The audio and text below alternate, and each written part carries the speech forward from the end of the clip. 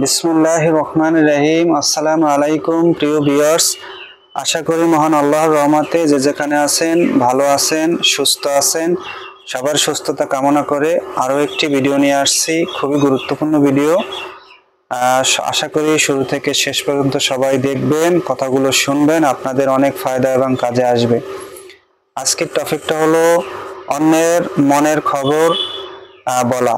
যে কোনো লোকের মনের খবর বলতে পারবেন।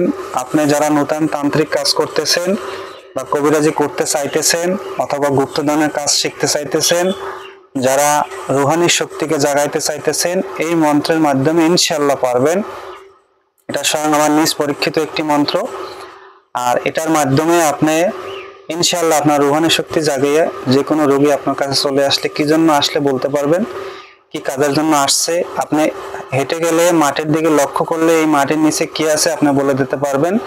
এক কথায় অন্যের মনের খবর বলা এবং রুহানি শক্তিকে জাগানো, এটা খুবই পাওয়ারফুল। এটা নিয়মটা হলো, এই নিয়ম হলো নিরামিষ খেতে হবে, অবশ্যই কেবলামুখী হয়ে জপ করতে হবে, ধূপকাঠি মোমবাতি জ্বালাতে হবে এবং প্রথম দিন জপ করবেন 333 বার, দ্বিতীয় দিন জপ করবেন 433 বার, তৃতীয় দিন মানে 3 নম্বর দিন, 3 দিন যে হয়ে যাবে তখন থেকে 551 বার জপ করবেন।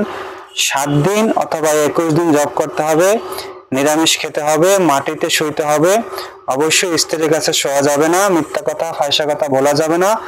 যদি সে সনাতন ধর্ম হয় অবশ্যই সে যে দেবতার পূজা করে সেই দেবতাকে স্মরণ করতে হবে।